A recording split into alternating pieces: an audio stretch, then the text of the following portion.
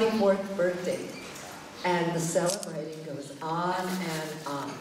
Today we have a wonderful interview with Naosherwan Anzar Nalawala, and he met Baba when he was 2 months old. I can just imagine what that was like, him looking up into Baba's eyes, and has a wonderful lifetime of stories of MEHER Baba in his life, which he will be sharing with us today as Peter Nordeen interviews him. Also, Naosh is the editor of the Glow magazine, which celebrated its 50th anniversary a while ago, and now is going on 52 years. So I can't believe it, because you must have been 14 when you started, or something like that. Oops, wait, 10? Anyway. And besides that, he also has started a wonderful, beloved archives in New Jersey, which preserves and shares very precious items and information of MEHER Baba. So please welcome Naosherwan and Peter.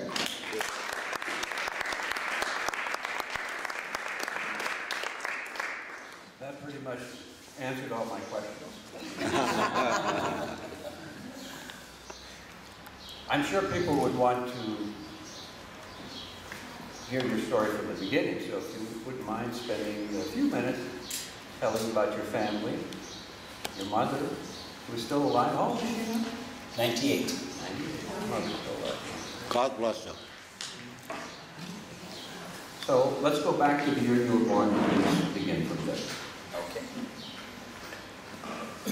Jai MEHER Baba.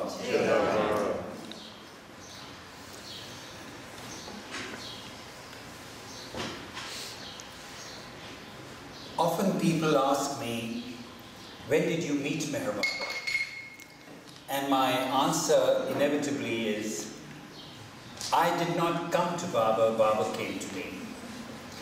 And that was when I was 2 months old. MEHER Baba traveled from Lahore in 1946.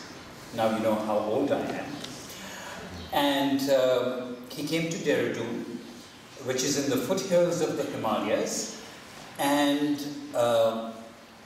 my father had met MEHER Baba earlier, but my mother was meeting him for the first time, along with her 2-month-old baby.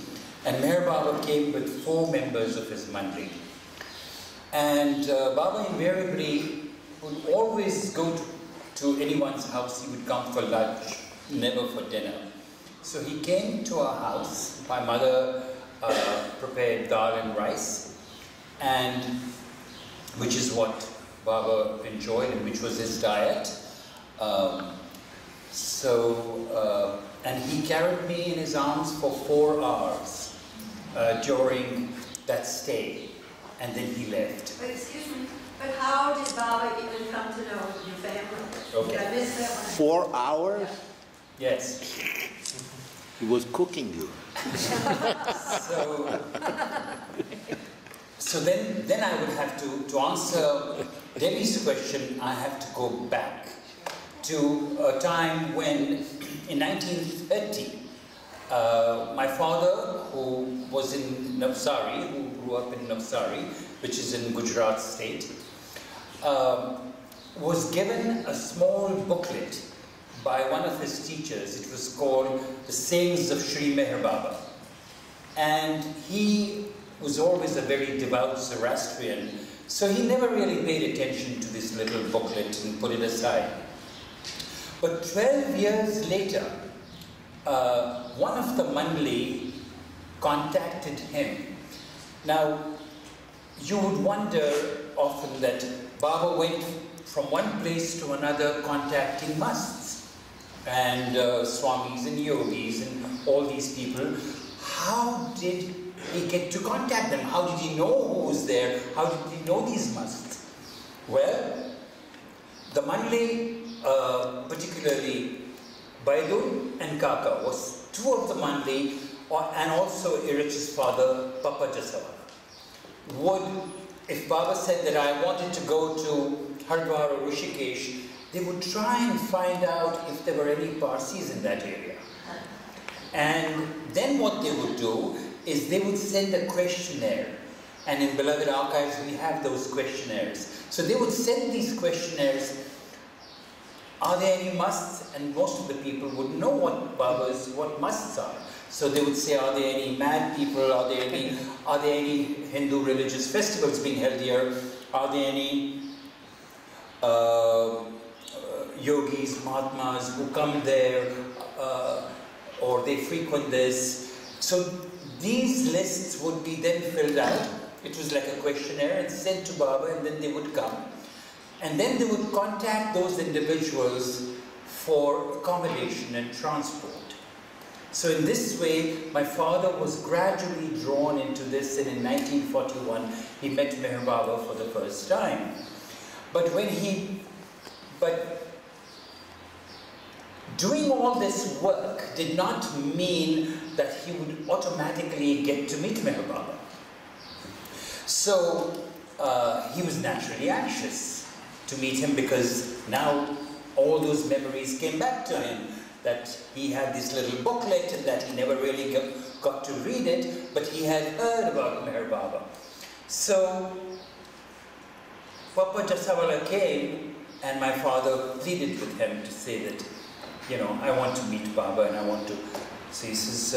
And then there was another friend of my father, who some of you may have heard of. His name was Keki Desai. He was from Delhi. He was a Baba lover from Delhi, who used to work for Siba as a traveling salesman. My father used to work for the Singer Sewing Machine Company. And he would come on those rounds, and they would meet, and so both of them wanted to meet this man called Meher Baba, for whom they were making all these arrangements. So Papa Jasawala, he always used to be called Papa, which means father. That's Irit Jasawala's father. So he said he would check with Meher Baba. So Baba was also in seclusion at that time. He wasn't meeting anybody. So my father narrates that Papa came and told my father that only for a few seconds face-to-face mulaqat. Mulaqat means just sight of Baba. And no bowing down, just doing this and moving on. So, but both of them were very worried. So my father narrates that they had a few English beers because they didn't know what to expect. So here they go, and Papa moved the curtain, and there was Meher Baba. They did this, and that was the first meeting that they had. And then of course Baba came again to Dehradun when my father arranged for a house, and there were several houses that Baba stayed in. Baba came to Dehradun a number of times. 46, then 50 during the new life, when he stayed in a short, about 4 miles from our house, in a place at that time was known as Majri Mafi, now known as Meher Mafi, which was the home of, you all might know Amrit, Dara's wife Amrit. It was her father's house. Her father, her grandmother, Subhadra, all her family lived in this house. And Baba stayed, they had constructed a bungalow not a bungalow, a hut for, one for the women mandi, one for the men mandi. So, and Baba had a well dug in that village. That's another story. There are so many interconnected stories. Yes, sir? You're racing away there. I wondered, did your father have anything to say about this brief glimpse, this first glimpse of Baba? What did he say about that? Yes. Okay, that's a good question. So I'll just complete the sentence. So Baba came in 1950, and then from 1953, Baba stayed for 1 full year in Dehradun. That's when I came closest to him. So when my father saw Meher Baba for the first time, he saw him as Zoroaster, because that was a part of his consciousness. He was a stout, he was a devout Zoroastrian and a Parsi, and so he saw him as Zoroaster, but he had an immediate transformation of consciousness. Immediately, he knew. My mother had no doubts about it, and especially when she saw Baba carrying this little 2-month-old baby, she just at that moment felt that he was God in human form. She had no doubt, absolutely. But my father saw him as Zoroaster, not as anyone else. And in those days, Baba never revealed who he was. He would be, some people felt he was a saint, some people thought he was a spiritual master. Like, for example, when my father first went to Shatrughan Kumar and told him that he wanted a house, he wanted some kind of accommodation for a spiritual master, Shatrughan Kumar told me, don't get into all this nonsense with me about spiritual masters. I'm an atheist, I don't believe in spiritual masters. Just tell me how much rent you're going to give me for this place. So, I've heard that story of Kumara's story, and there are 2 men who come to ask that one of them was your father? One of them was my father, and also Keki Desai. Yeah. So there are a lot of interconnected stories with Keki Desai, and my father had to come every morning at 6 o'clock when Baba was staying at Manch Mafi. And then, just before he went to Delhi in 1950, during the New Life, he came to stay across the road from our house. We were at 36 Little Road, which was the headquarters of the New Life, where all mail and everything came over there, and my father would go at 6 o'clock in the morning to take the mail and also to read the newspapers to Baba. I'd like to go back a little bit before you continue. By the way, his father was also Keki. Was what? My father was also Keki. Also named Keki. Also named Jacob. Yes. His father was skin affliction when you were an infant. Can you tell us that story? So, when Baba came again with the Mandli, I was 4 years old, and I developed a severe skin ailment.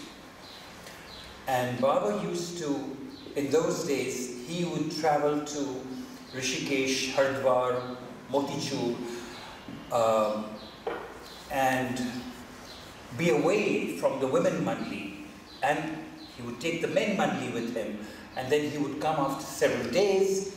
My father at one point had to make a hut for him, something that my father had never done before. He had to pluck the grass, level the ground, and make this hut, and in Motichur. And both Keki Desai and my father, Keki Narawala. And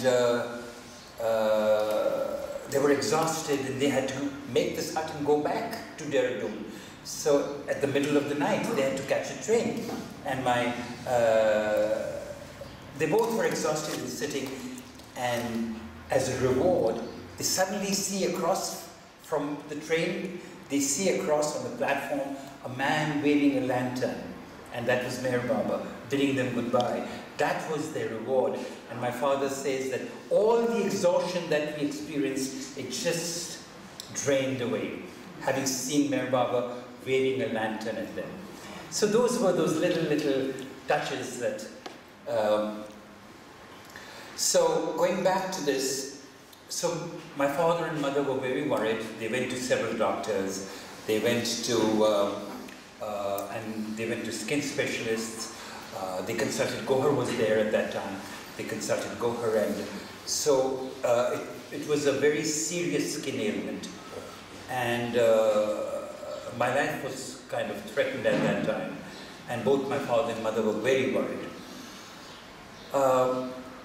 So Gohar said that, you know, all I can suggest is that you consult doctors, and when Baba comes, we'll consult him.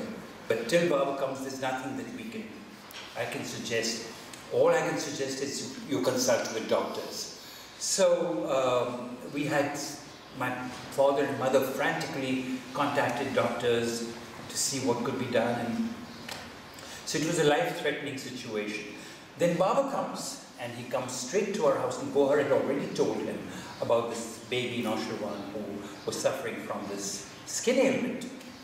So Baba takes in the situation, looks at me, and seats my father and mother in another room.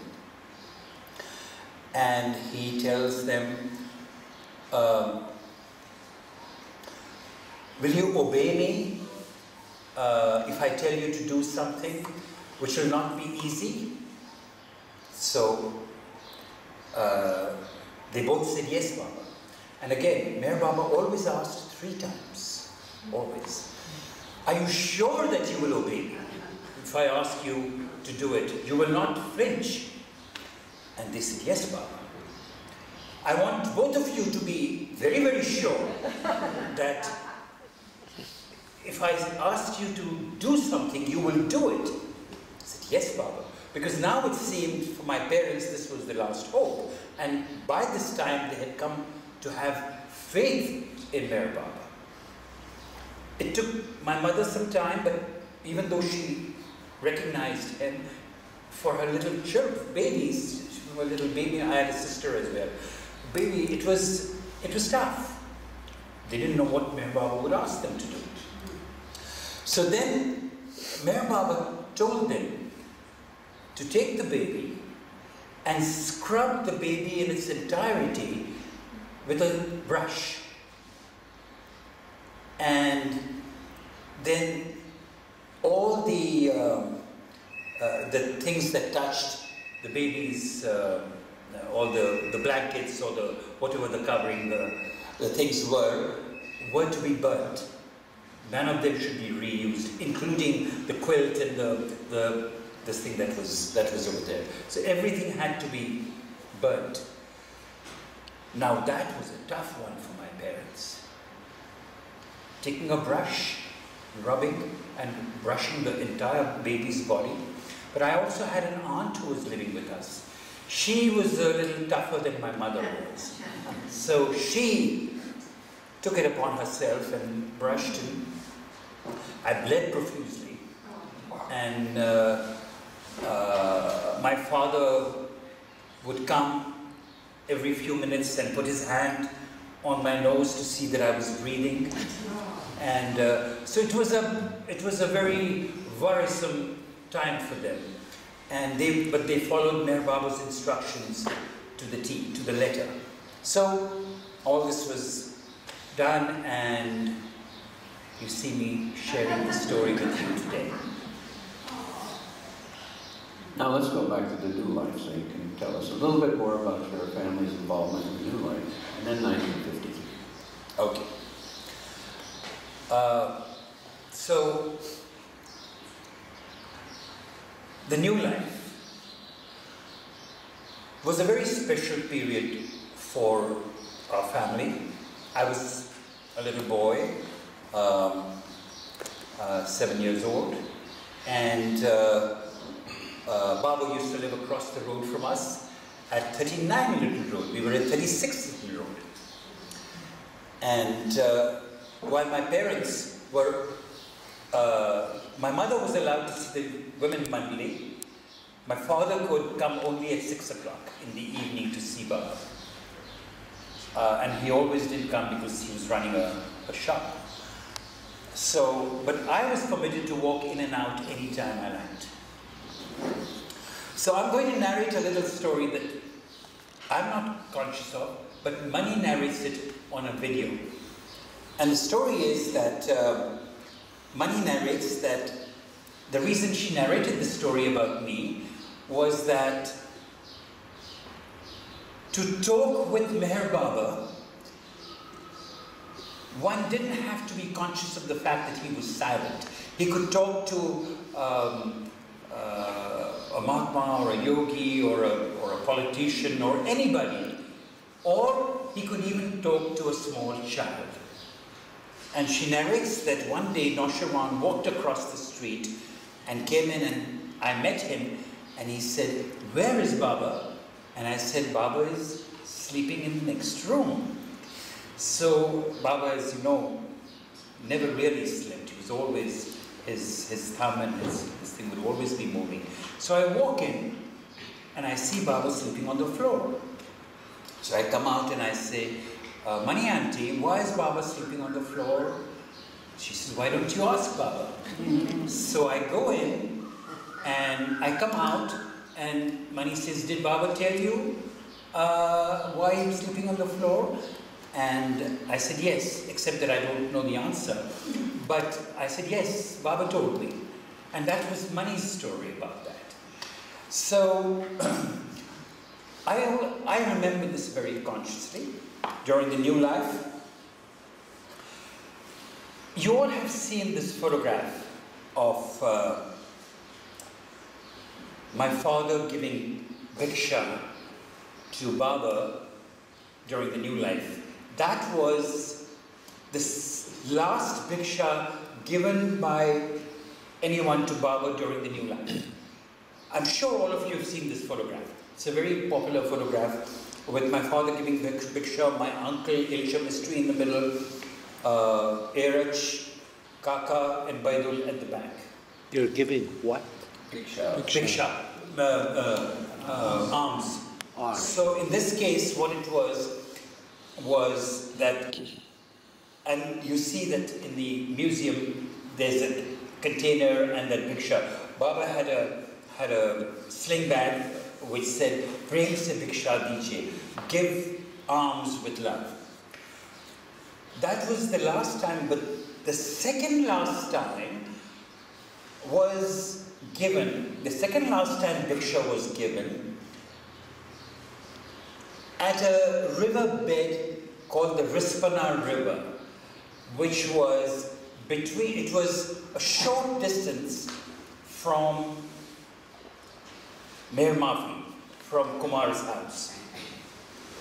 So my family was designated to give Baba the Bhiksha.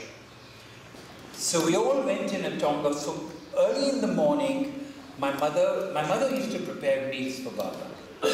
And one of the very strong instructions that were given to whoever cooked for Baba was that they had to tie their hair. Everybody had those instructions so that hair does not fall on the food. So my mother had to tie her hair before she cooked dal and rice.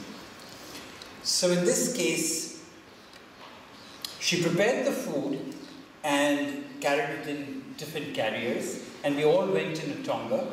That is my father, my mother, my sister, and myself. We came to a tonga and we stood under this designated tree, which my father later photographed. This designated tree, and then a caravan, walking caravan came. They were all wearing robes and all had green turbans.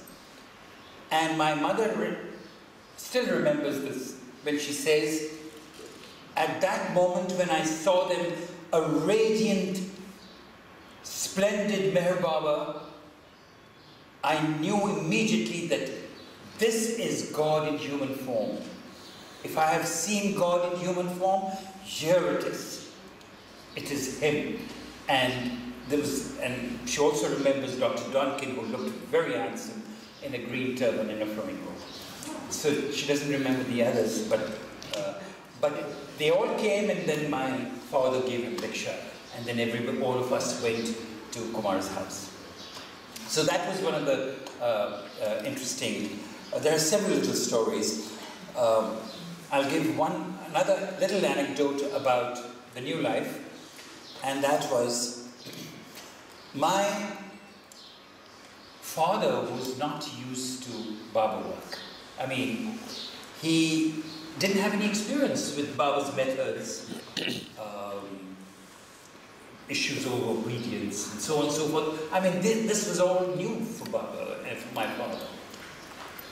So one of the first lessons that he learned, and I would say the hard way, was that Baba told him to bring 7 people to him who were neither rich nor poor, were middle class, and did not ask for any funds or anything to help out. So it was a very tough situation for my father to find 7 people like that. So, and Baba gave him 1 week to do that, to bring those people to him.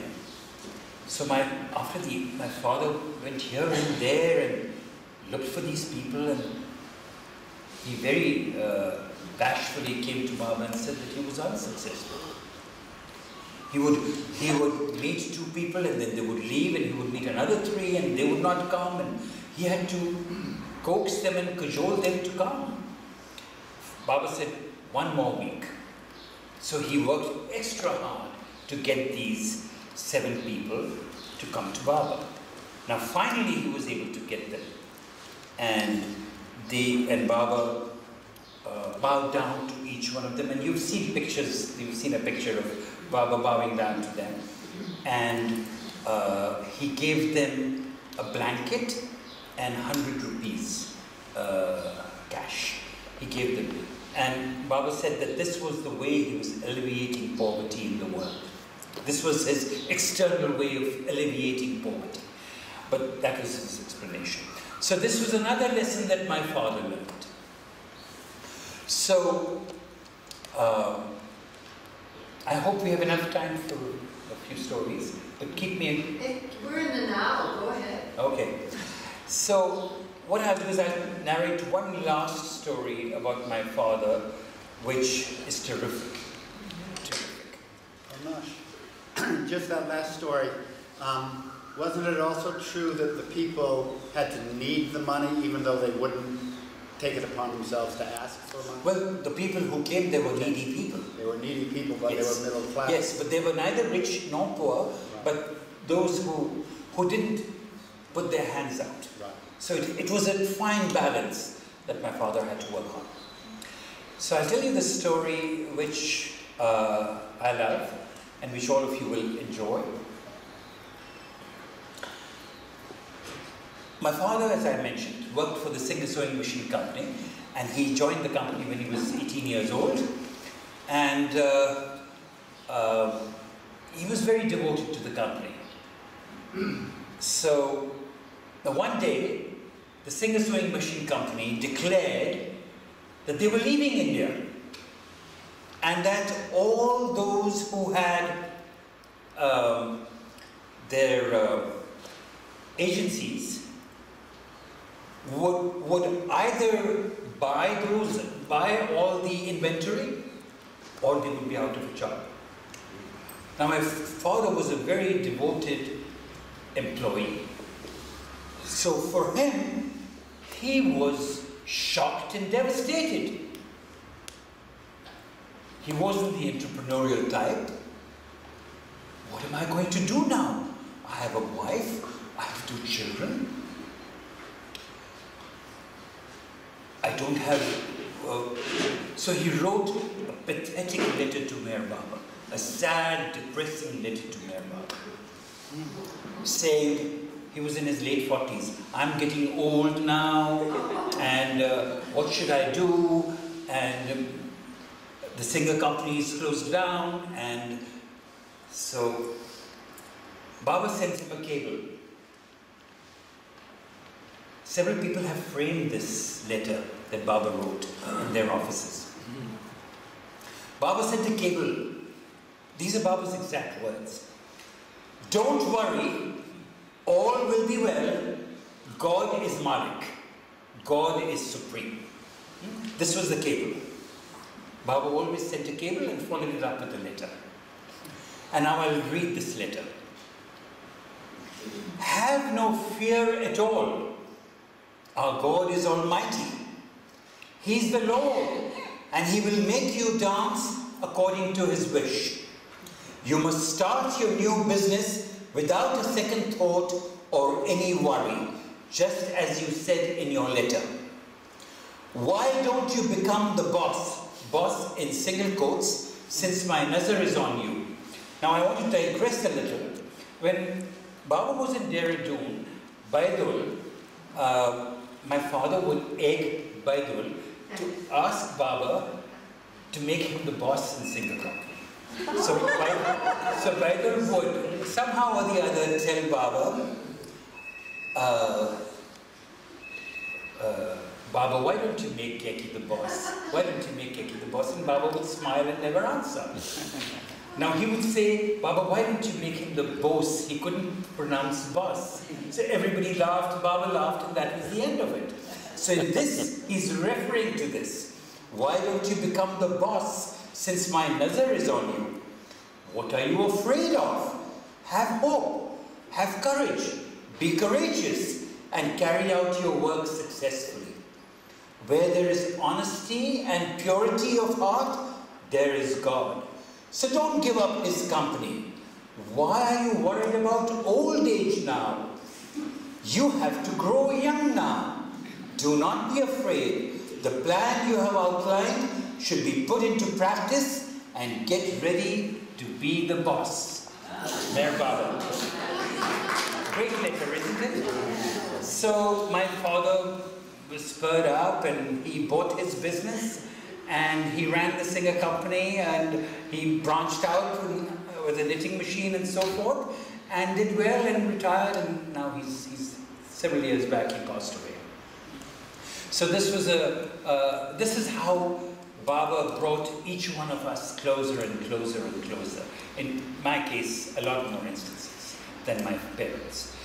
So, is there anything you would like to tell about that time Baba spent in Dehradun in '53? This is after the New Life. Baba went to the West. The first car collision in America happened. Baba returned. They began from here, the Fiery Free Life, in November, which continued through early 1953, and then they ended up back in Dehradun. Are there any stories? Since yesterday was Meher Baba's birthday, I would like to narrate a time when I celebrated not Meher Baba's birthday, but Zoroaster's birthday with Meher Baba.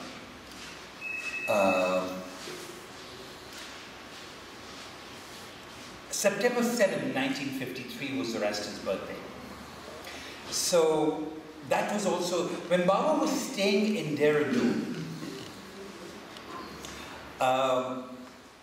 he used to be in seclusion, and and everybody would stay in a house, very large bungalow, called, the number was 101 Rajpur Road in Dehradun. So on this particular day, we were invited, that is my father, mother, my sister and I were invited to celebrate Zoroaster's birthday in the morning. On that day, Baba gave a darshan program because he was in seclusion. He would not give darshan to anybody, and people would hide behind bushes to get a glimpse of him. So it came to a point where it became very disturbing for Baba, and he had a big board put out that Meher Baba will not leave Dehradun without giving darshan to the people of Dehradun. They would hide behind bushes, they would hide here or there to get a glimpse of him. While he was crossing the road, he used to go from 101 Rajpur Road to a hut that was constructed for seclusion and so forth. So he, on that day he was giving darshan. And there's a film of that, entire film of the darshan program. So in the morning we went there, and the way they celebrated Baba's birthday, they celebrated Zoroaster's birthday. So my father was not allowed, but they always had some job for my father to fix the sewing machines that they would use. During the New Life, as you all know, even the women had to do some work or the other. Like they would make little Swiss dolls, which my mother had to buy, even if you had to pay 1 rupee or whatever. And so everybody had to work. The men had to make ghee and sell purified butter, so forth. So everybody had to do some work in order to make a living during that. And Dr. Donkin, after Baba left 39 Little Road, he opened a dispensary across the road. So We went, and my father was, of course, not allowed in, and Mera, Mani were there. And so Baba stood, the way Parsis celebrate Baba's birthday. Even in Merazad they did the same thing. You put chalk, a little colored and white chalk, and you put a little wooden platform. Baba would stand on that platform, and Baba stood on that platform, and Mera put kumkum or tili, as they call it, on his forehead and threw rice over him, and they embraced, and then each of us, all of us came and embraced Baba. So I'm standing there as a little boy looking up at all this going on, and I turn to Mera and I say, and why is my birthday not being celebrated? And so Mera said, and why not? So Baba stepped down and I stood on the ground, and she put the little thing in and did this. So, and then of course Baba wanted entertainment. So, and that day rava was made. Rava, rava, that's, yes, the what you just had, that was made. So there was a dining table, and in those days I used to learn the tabla. My sister used to learn Indian classical singing, and I used to learn the tabla. But they didn't have a tabla, so my sister sang and I played the tabla. And whenever little children did something for Baba, he would always give a little gift. Always, always. So anytime we were in Baba's company in Dehradun, he would give us a little gift. So I have a kaleidoscope, and on that particular day, he gave us 2 little plastic persons with his photograph there. He gave one to my sister and he gave one to me. After she sang and I played the tabla on the table, and that was to entertain Baba on Zoroaster's birthday. And then of course we all went for the darshan program, which was behind 101 Rajpur Road. The entire area had been taken.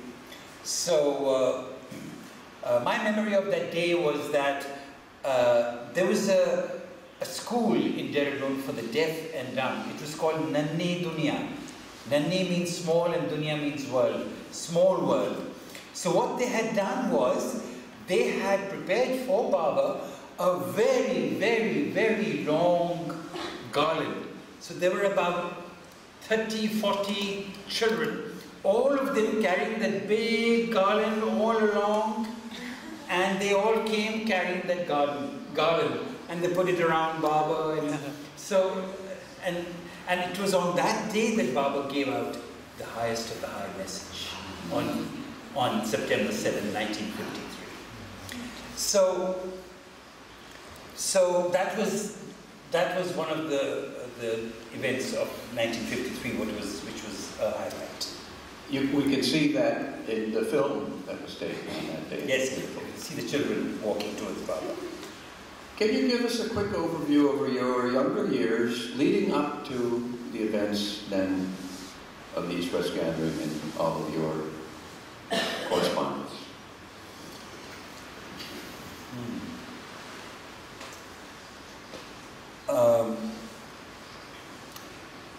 So November 1953, Meher Baba left Dehradun.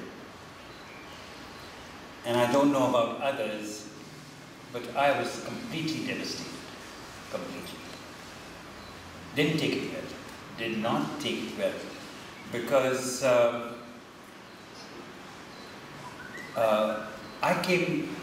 got very, very close to Baba. And I looked up to him as my father. He started off being my playmate. So if I were visiting him, I would be sitting on his lap, and he would ask me to pull out this finger, the big finger, and then so we would play these little children's games with him. So it was always something to play with. So he was like a playmate. And here was my playmate leaving town. And I didn't know when I would see him. So as I grew older,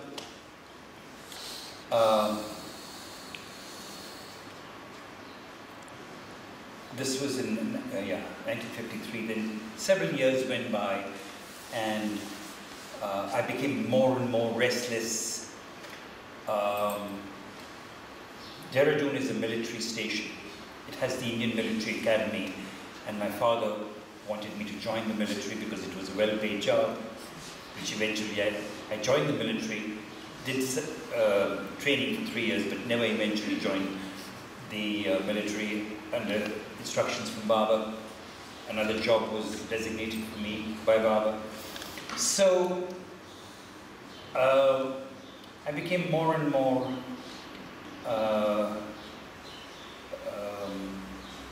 short, or I couldn't stand anyone saying anything against Meher Baba. I was a teenager. I was a young boy. And if anybody said anything against Meher Baba, I would become violent. So one instance was particularly significant when I was at a camp. We used to have what you would term as a boot camp, very tough camp. And if he made the slightest mistake, he would have to carry a rifle and run around the field and so forth.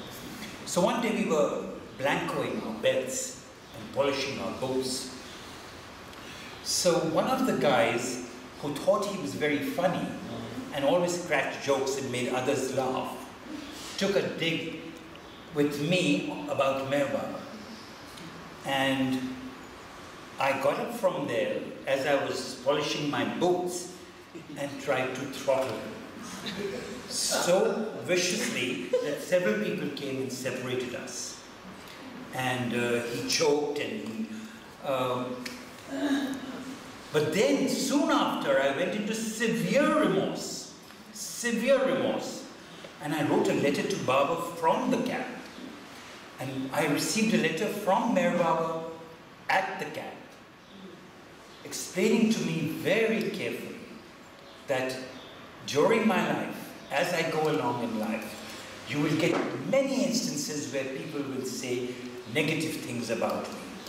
But you must never react because I'm in them as well. So you must never have a violent reaction towards them. Be very patient. Mention my name to them so that they are calmed down, but always have patience and be good to them. So Baba, very early in my life, gave these instructions to me about my behavior towards others. And it stood me in good stead. So as I'll narrate to you during one of the instances. So now I come to 62, and that's the East-West gathering. So I could only come for one day because I had studies in school. So I could come for only the first day. And we came to Guru Prasad, hundreds of people. We charged like maniacs the moment the gates were open. All of us thought we would never get a place to sit. However, the place was extremely well organized. There were, the Westerners were sitting in front, and there were little areas for Uttar Pradesh, Maharashtra, Madhya Pradesh, all the ways. So you had to sit in your designated state. You just couldn't go and sit anywhere. So by the time I figured that Baba wouldn't remember me, Baba must have forgotten about me, and as I'm thinking, no, first let me backtrack. So we're all waiting for Baba to come out. Nearly 100,000 people. And Baba comes out. Adi and Neeraj are holding his hand on either side. I had seen Meher Baba with long hair, absolutely stunning, and now I'm looking at Baba as a much older, heavy-set man. But as Baba comes out, my hair stands on edge. And the air was rent with Avatar Meher Baba ki jai, like as if the clouds would open up. And he came and he sat down, and at that moment I thought, Baba wouldn't remember me, or, it's been 7 years now. Iraj comes on the phone and says, will Naosherwan please come to the stage? Total surprise. So I go up, and you'll see in the photographs, you'll see me sitting on the stage. So I'm sitting on the stage, and when you sit in Baba's presence, nobody matters. You'll see a picture of my mother. She was a volunteer. She decided that she was going to stand right at the edge of the platform and keep staring at Baba. She used to keep staring at Baba. There are several stories of her at different Savas programs also. So I'm sitting on the stage and I'm staring at Baba. Continually. Bless you. And I'll just tell you 2 little incidents, because there were several, but I'll tell you 2 small ones. One very big one. So, there was a lady from Dehradun who suffered physically. She was in and out of doctors' hospitals and always suffered a great deal. She was the wife of a very senior officer in the Air Force, Wing Commander Sakre. And he was so high up in rank that when they had the Indochina War, he would sit on the War Council. And he was such a brave man, courageous man, that he distributed a copy. When in the War Council, he put a copy of MEHER Baba on War in front of everybody, including Jawaharlal Nehru. So he was a very courageous man. But his wife, unfortunately, suffered a great deal. So she was also towards the side. And at one point, I see Iraj saying, will Mona Sakre come here? Baba wants to see you. So Mona doesn't go. She turns her face. So Iraj says, will Mona Sakre come here? Baba wants to see you. She doesn't want to see Baba. So finally, Iraj walks up to her, brings her over, and she comes to Baba, embraces him, and bursts out crying. So Baba tells her, pulls out his handkerchief, gives it to her, wipes her tears, and says, this is all this happening in front of me. I know how much you suffer. But do you know how much I suffer? To all those who are very close to me, I give them this amount of suffering. Won't you bear this suffering for me? And she cried all the more. And she really was deeply touched. And she understood. And Baba said, I'm with you. Even though you suffer, and I know you suffer, I'm with you. She went and sat down. And the second thing that I'm about to tell you is very, very significant.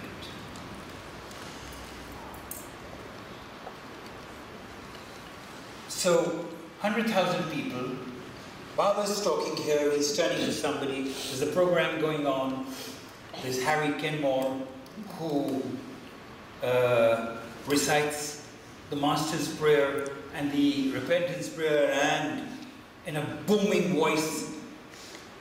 It was electrifying. So, and Baba's giving out these messages which are being translated in various languages.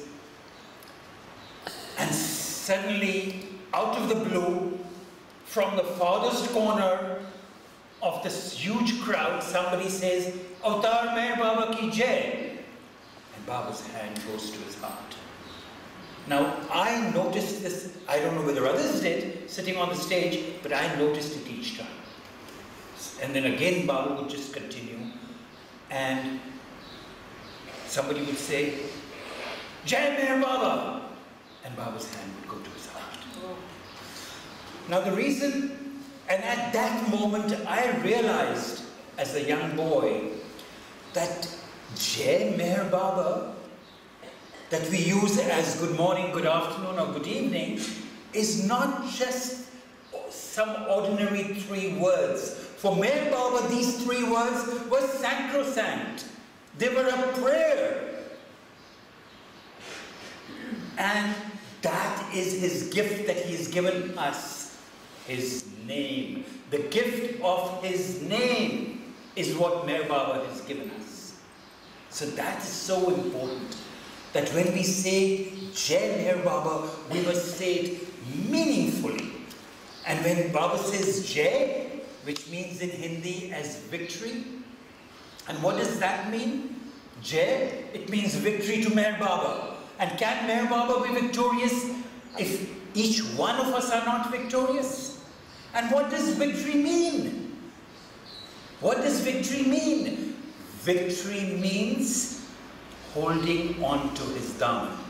And when Baba says hold on to my daman, does he mean some external garment that you are holding on to? No. He means rely wholly and solely on him.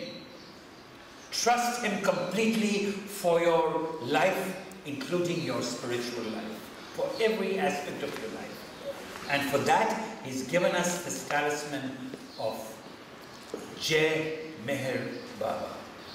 So it's very important how meaningful these 3 words are. So, so this was what I took away. There were several lessons that I learned from the East-West gathering, but these 2, particularly these 2, were significant for me. So then I went back and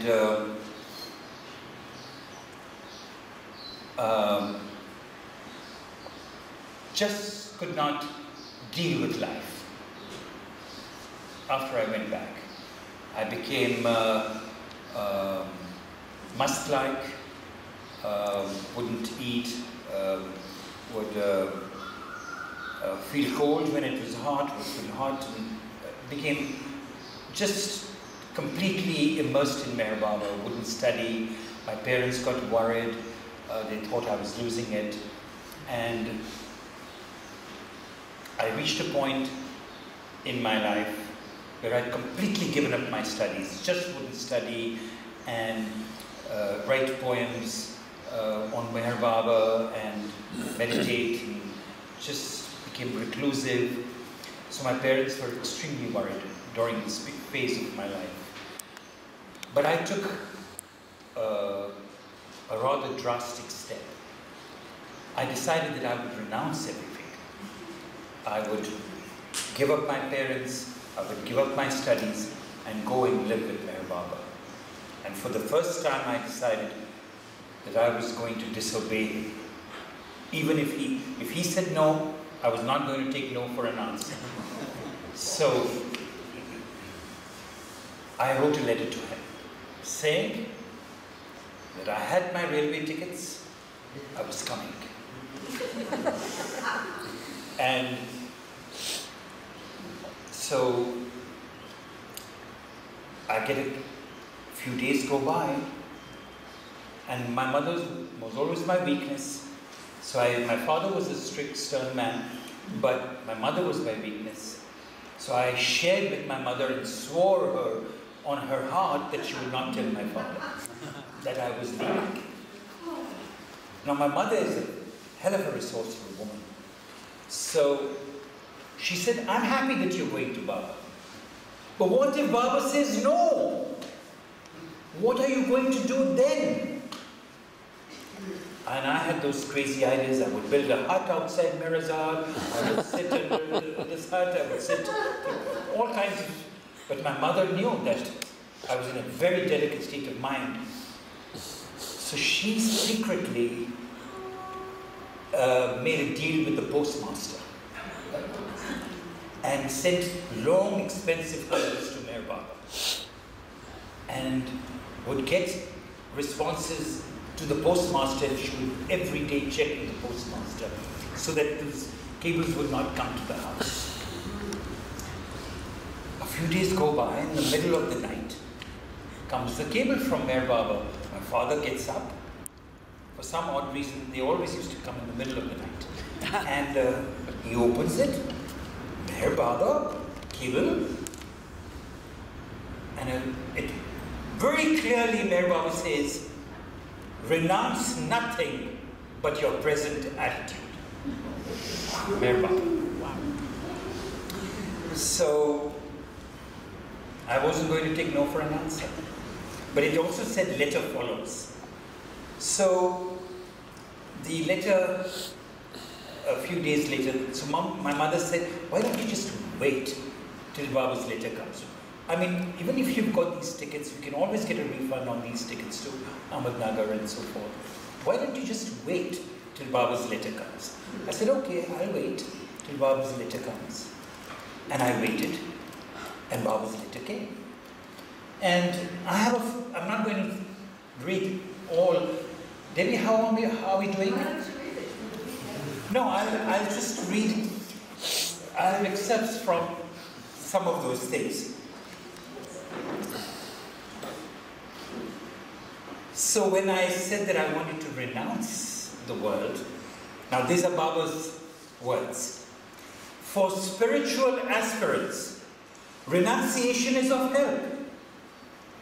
But those who love the avatar are under his direct guidance, do not have to renounce, in inverted commas, anything. The lovers of the avatar have simply to obey the avatar's instructions and to love him wholeheartedly. But I wrote back to him saying that I was coming. Then Baba starts getting tougher with me. He says, don't be led astray by any Tom, Dick, Harry of a spiritual master. Beware of such cheap experiences and spiritual stunts of spiritual clowns.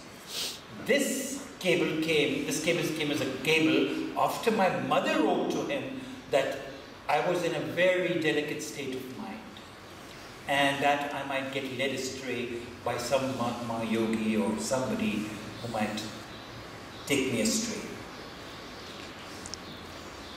And then Baba says, the world will know who I am when I break my silence. And then you too will realize my infinite love for you and my lovers. Again, I wrote back to him saying I was coming. So then Baba wrote back saying, to obey the God-man is the highest form of worship to God in human form. Obey me implicitly if one day you want to know me as I am. And I was a little relaxed. So I wrote to him that I was going to keep silent. I was going to maintain silence. I was a teenager, and you know the shenanigans of teenagers. So Baba wrote back saying, do not observe prolonged silence. Do not serve yourself by doing so. You who lead a dedicated life in my cause have no need for such discipline. You are close to me and you are very dear to me. I know how you strive to be merged in my love. I want you not to strive. Strive 3 underlines under it. I want you not to strive for this, but to allow your dear love to flow freely to me in its natural course. Know one most important thing in the spiritual line, and that is that no amount of your striving to reach me could transport you to me. Simplest thing for you to do is to just love me in the most natural way as a child would love his mother and carry out anything I, on my own, command you to do. On my own, underline 3 times. And then the toughest order, and you might wonder about it, keep cheerful and happy in my love. Now that was an order. So if I was garlic-faced, my mother would chide me and say, what is Baba's orders? You have to be cheerful. You have to be cheerful. So my mother played an important role during that particular period. So, I'll talk about the 65 denial. Yeah. And please tell us a little bit about the World Conference. Okay. We have time? Yes, What we is- still have almost a half hour, so Okay, please okay. just Okay. dive in. So then what happened was that I was still very... Yes, ma'am. Did you go back to school? Yes, I did. And in the letters, Baba wrote that he gave instructions I must obey my parents 100%. I must study very hard during that period, but I couldn't focus on my studies. Kept on writing poems, but I got through with the second division in my studies. But those were instructions of Baba that I must go back to study. But I was very restless, very restless. So one day I see a small news item in the Hindustan Times, which is our newspaper of North India. And the news item was that they were holding the Third World Religions Conference in New Delhi. So I asked my father if I could attend it and possibly be a speaker. So Baba said my father said, if Baba gives you permission, sure. And the fee was 100 rupees to application fee to be a speaker and also to attend it. So I sent him a letter to Baba. Baba gave me permission to attend, to speak at the Third World Religions Conference. So I was 19 and I sent in my application with my 100 rupees, and they also wanted a subject. So now I was a teenager. How do I impress them with a subject that would impress, that they'd find impressive? So I wrote the subject, the supervening powers of faith in the evolution of world peace, which meant practically nothing. But supervening powers of faith in the evolution of world peace. So the moment they saw world peace, they slotted me in the world peace division. They had no idea how old I was. So I land up in Delhi, and in Delhi there used to be in the president's estate, his social secretary used to be a Babla. His name was Vasudev K. He had one of these palatial houses where people could stay there. So we didn't have much money to stay in a hotel and all, then we stayed with Vasudev K. I go there and I see a whole bunch of other Baba speakers, G.S.N. Murthy, Dr. C.D. Deshmukh, and Abdul Majid Khan, and all these veteran speakers. And here I was mugging my speech day and night. They'd given me 45 minutes to speak. So when I land at the religion, so the morning of, and I was getting the heebies-jeebies. So on the day of the conference, I get a cable at Vasudev K's house. I am with you at the Third World Religions Conference, MEHER Baba. And I knew that I was now on easy street, hopefully. So I go to this conference, and there are hundreds and hundreds of people in the Ramlila grounds where the president, Prime Minister gives his Republic Day address. And I hadn't had a chance to speak to 20 people. So first of all, there is this funny situation. So there were actually three people who were organizers of this conference. One was Muni Sushil Kumar. He was a Jain Muni, and they always wear a mask because insects shouldn't go into the mouth. And then there was another Jain Muni who was completely naked. And there are two sects of Jains, the Switambar and the Digambar. One of them wear clothes and the other don't wear any clothes. The men are completely naked and the women are also naked, but they have one sari that covers their bodies. So I go on the first day, all the speakers had to introduce themselves. And then the secretary of the conference was a rather pompous man whose name was Baron Fraggy von Blomberg. So he took me under his wing. The moment he saw that I was a young chap, he was very interested in Meher Baba. Very. But he was also a follower of Sant Kirpal Singh, who was one of the organizers of the conference. Some of you may have heard Sant Kirpal Singh's name. So, here are these. So, one day, so I'm introduced to each one of them one day earlier, and then they asked us to go in a procession with them. So, here are these naked men on one side, and I had to keep a distance because I didn't want to associate myself with these people. So we, you know, but all the speakers were obliged to go in this procession. Anyway, so the next day, there is this conference, and I'm in the world peace section. So there was this world peace, and there were other divisions. The other Baba lovers were speaking on different subjects. So then my name is announced. There's Sant Kirpal Singh, there's Muni Sushil Kumar, there's this naked Swami, and there are all these Swamis, and all of them sitting there. Sant Kirpal Singh was there. And I stood up after my name was announced, this vast sea of people. And the way I had structured my speech was, I started with Zoroaster on world peace. I'd done a tremendous amount of research.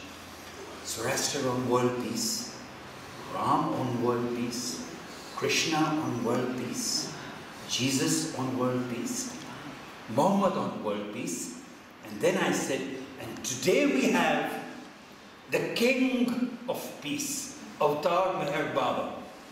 The moment I uttered his name, two men jumped me. And sit down, sit down, sit down. And they started pulling my trousers and my leg and asking me to sit down.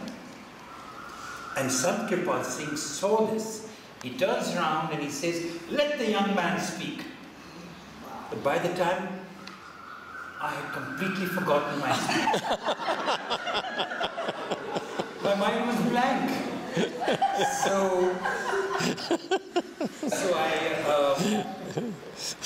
I started. So then Baba had sent that cable. So I'm standing in there and I said, ladies and gentlemen, in a very demagogic way I said, I'm speaking about Avatar Meher Baba, and here I'm being stopped to speak about him. If you say that I should sit down, I will. But if you want me to continue, I'll continue. And there was a roar. We want Meher Baba. We want Meher Baba. Baba had obviously planted all these people there. So I continued then speaking about references to Meher Baba that was in my speech. And I ended it, and then Sant Kirpal Singh calls me and says, you have a lot of work to do in the future. Sant Kirpal Singh had met Baba twice and was considered a spiritual master. So then then in the evening, my uncle, who was also there, his cousin's husband was the president of the Zoroastrian Association of New Delhi. Now what had happened was that before the conference started, the Prime Minister of India had inaugurated the conference. So people of all religions, the Pope's emissary, everybody had come, and they were given the opportunity of reciting prayers from the ramparts of the Ram Leela grounds in New Delhi. And Amar Singh Sehgal, who was one of the most courageous Baba lovers that you could ever come across, went to the organizers and said, what? No master's prayer? And he was given the chance to say the master's prayer from the ramparts of the Ram Leela grounds to thousands of people. So it was an exciting time during that conference. But everybody was stealing everybody else's pamphlets. There was a lot of religious rivalry. I had 4,000 pamphlets with Baba's message on world peace, and all of them got stolen. And so there was a lot of rivalry among camps. So then my uncle says, do you want to come along if you're not doing anything this evening? And as some of you know, the Parsis always had a very antagonistic attitude towards Meher Baba, because they resented the fact that he said that he was the same ancient one as Zoroaster. So that's a whole different story about my association with some of these people who were antagonistic. So anyway, I go this evening to this talk by the head priest of the Zoroastrians, who is going to talk about the Zoroastrian influence on the Indus Valley civilization or something like that. I'm sitting there, and the president was my, not uncle, but related to me. His speech ended early, the head priest's speech. So he stands up and says, and amongst us today is a young Parsi boy who attended the Third World Religions Conference, and he will give you a few impressions about the conference. And I was completely surprised because I was not on one of this. So I go up, and the hall was full of Parsis, Zoroastrians. So I tell them that at this religions conference, I spoke about the same ancient one who came as Zoroaster, Ram, Krishna, Jesus, Muhammad, and his name today is Meher Baba.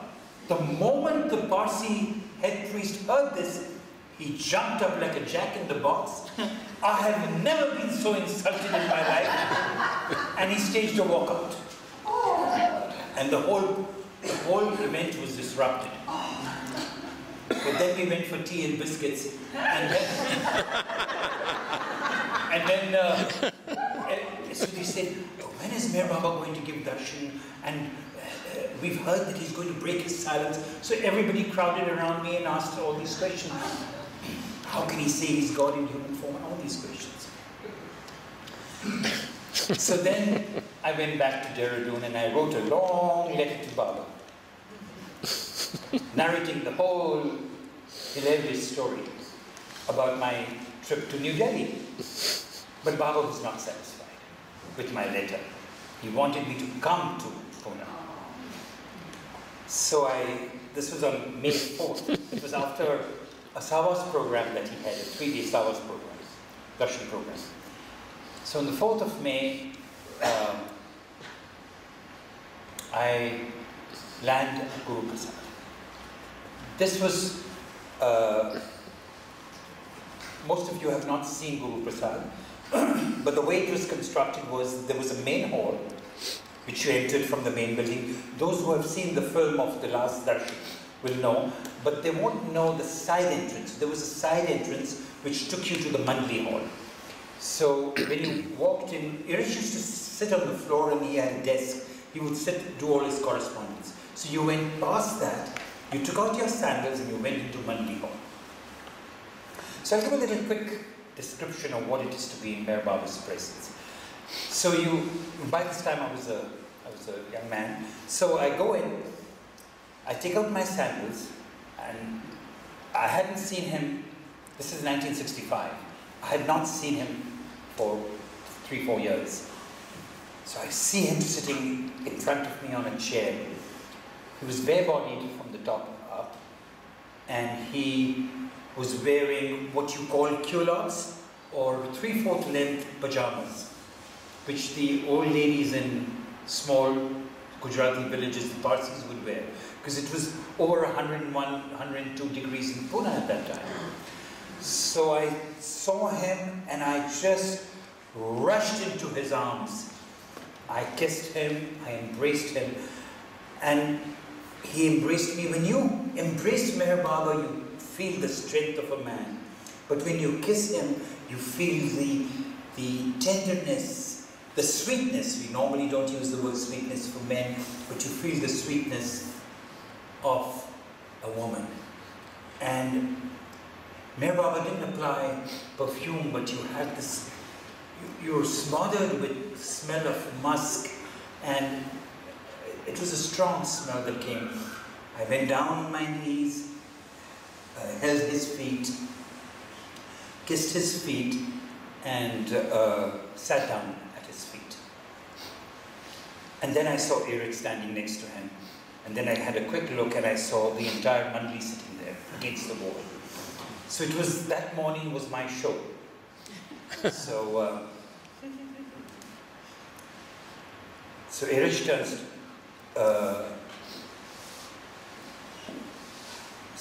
so when you're about to, when you're coming to Baba, you go crazy in your mind. What is he going to ask me? What will I first say to him? What is he going to say to me? All these things go through your mind. And I just want to give you a little glimpse of Meher Baba's perfection. So he asked me whether I had slept well that night. But more important than that, he asked me if I had moved my bowels. Now, Baba did not ask this question of everyone. But he asked me, because I had a severe problem with constipation and my health was impacted. So he asked me, and I said, no, Baba. So Baba asked me, have I tried castor oil? And I said, Baba, I hate castor oil, I don't like it. So then, So then Baba said, have you tried Triphala? Now that's Ayurvedic powder. So I said, no, Baba, I had never even heard that word. So he said, for the next 6 months, every day Triphala I should take. Then he clapped, and out walked Gohar. And he said something to Gohar, and then Gohar later on came back after about an hour or so, and she said, Baba, I've taken an appointment with Dr. Grant at the Ruby Clinic at 9 o'clock for Naosherwan. For my physical, something that I'd never done before. So then I'm sitting there, and Baba and Eric says, you've just been to Delhi, to the Third World Religions Conference, and also to the Zoroastrian meeting. Baba would like to hear every single detail of these 2 meetings that you went through. So I started doing this. And the next thing I found was Baba staring at me and Eric staring at me. And Eric says, what are you doing? Baba is silent. You're not. I was so nervous that I thought I was going to talk in sign language. I suddenly realized I was making a fool of myself. So then I started speaking in Gujarati, which I never speak in. So Eric says, speak in English. Francis doesn't know Gujarati. So Francis Brabazon was sitting there. So then I started speaking in English. So I'm narrating my story, and at parts of the story, Baba was like getting red in the face and going like this, laughing, so, especially when it came to the Zoroastrian portion. So Baba had a habit of interrupting you. So he would when I'm narrating, he says, turns to somebody and says, do you love me? And the person said, yes, Baba. And I would stop. Baba's continue. So then he would turn to somebody else and say, do you love me? And he says, yes, Baba. And I would stop, and again he would say, what I didn't realize that he would turn to me and say, do you love me? And I said, yes, Baba. And then he said, continue. So then at one point, he turns to somebody. I'm still going, this was a hell of a long narration. So then I tell her, he turns to somebody and says, do you accept me as God? And the person says, yes, Baba.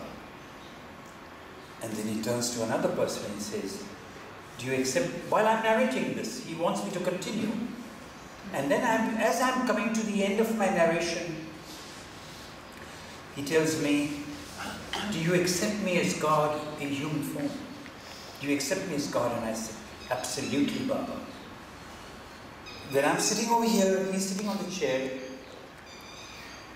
He gives me his hand and he expects me to give him my hand. I give him my hand, and at that moment, Erich says, Baba says that he wants you to tell the world that he's God in human form. In all my years, I've never ever heard Baba give this mandate to anybody. And at that moment, I thought nothing of it. It was just something that Baba said. And it was much later that I realized the impact of this mandate. And then he again clapped. And out walked Gohar, holding something in her hand. And she gives it to Baba. And as if to seal what Baba had just said, he takes out a medallion from a box. And on that medallion, on one side was a bas-relief of Baba's face, and on the other side was monastery and servitude and all the symbols of the religion. And he hands it over to me.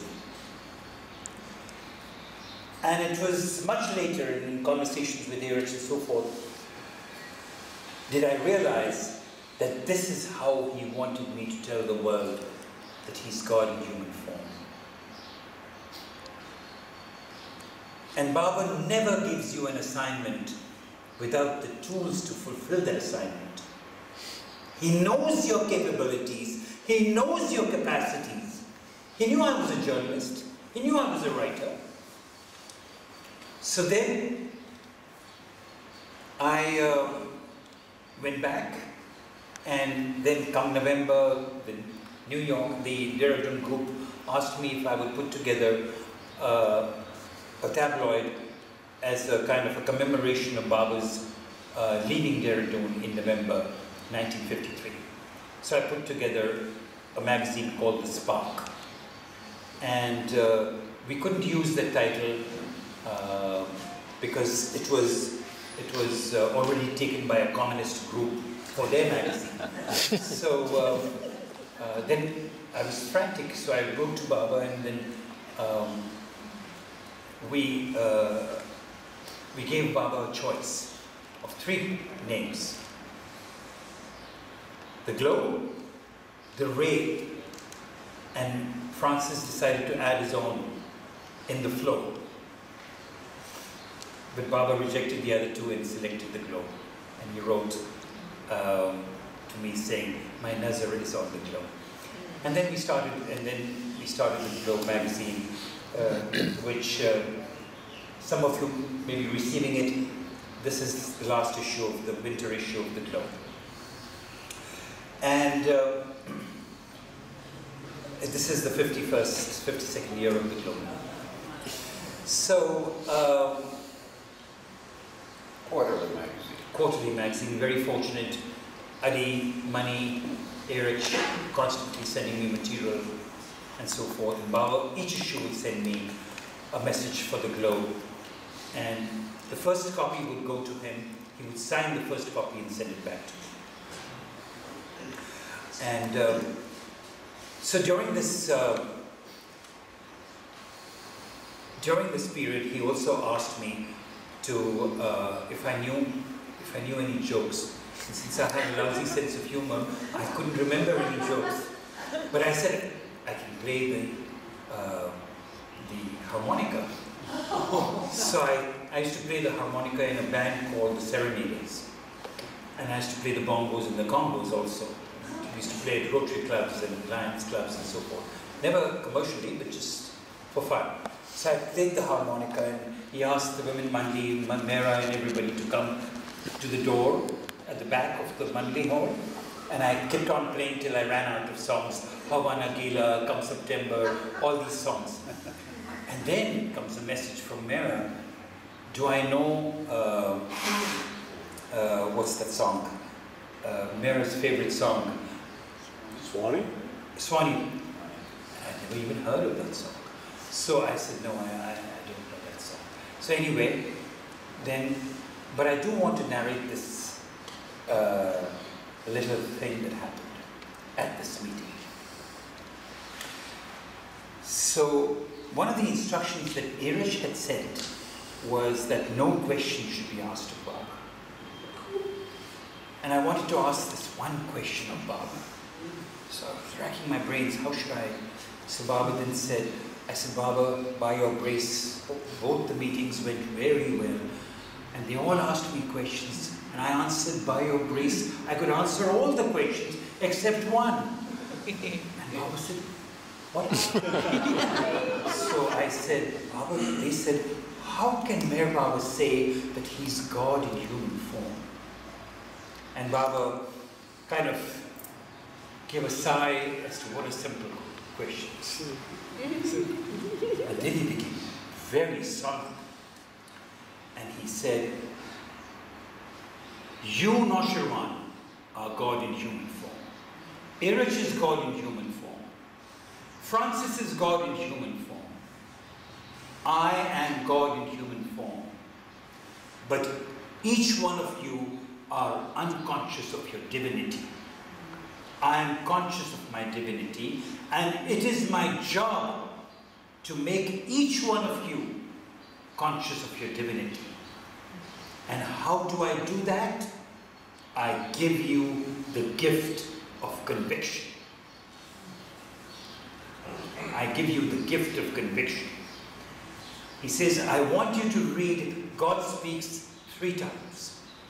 And especially the section on Ilmul Yaqeen, Haqqul Yaqeen, Ainul Yaqeen, those 4 forms of conviction, which I did.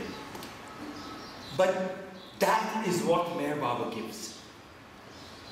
He brings about a revolution of the mind and a transformation of our consciousness, of our hearts. And that's why each one of you are sitting here. Because he has brought about a transformation of consciousness. And I was extremely fortunate on this one occasion. My morning session was over and then the afternoon session came. So this was when the Iranis came from Iran, and Allah introduced each one of them. And so among the many who were sitting there was one with my namesake. His name was Naosherwan Mama, one of the Jasawala family who lived in Satta colony. So we were all sitting there.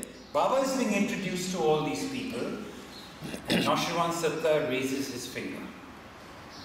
And Baba says, what is it? Stand up. He says, Baba, you said that you would never break your silence. I've never seen a more astonished Meher Baba. He says, when did I say that?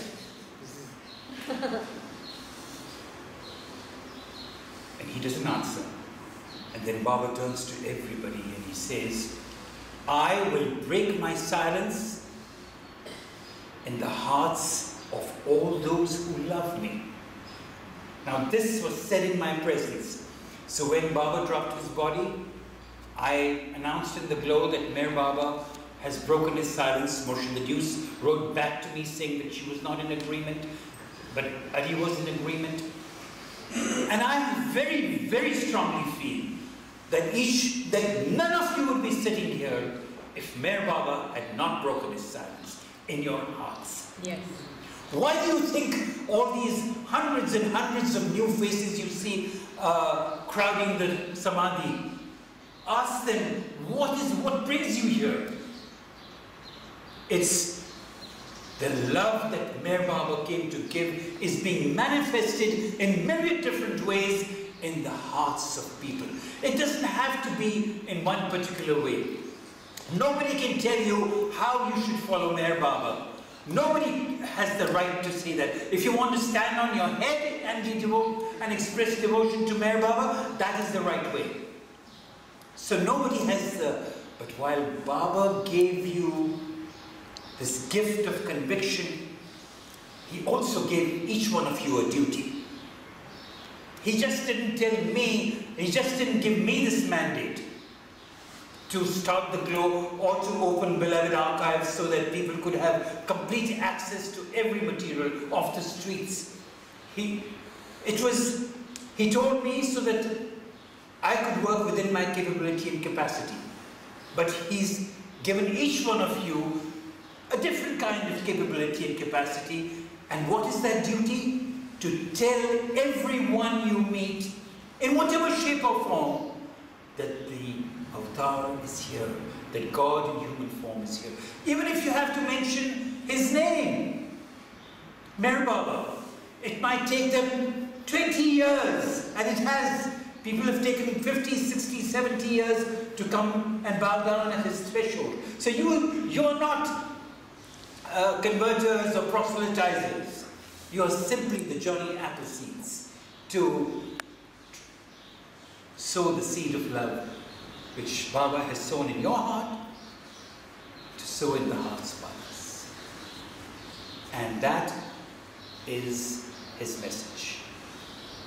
When you remember him, when you surrender to him, when you think of him, he's present in your lives because he responds to the love that we have come to offer him. Avatar Meher Baba Ki Jai.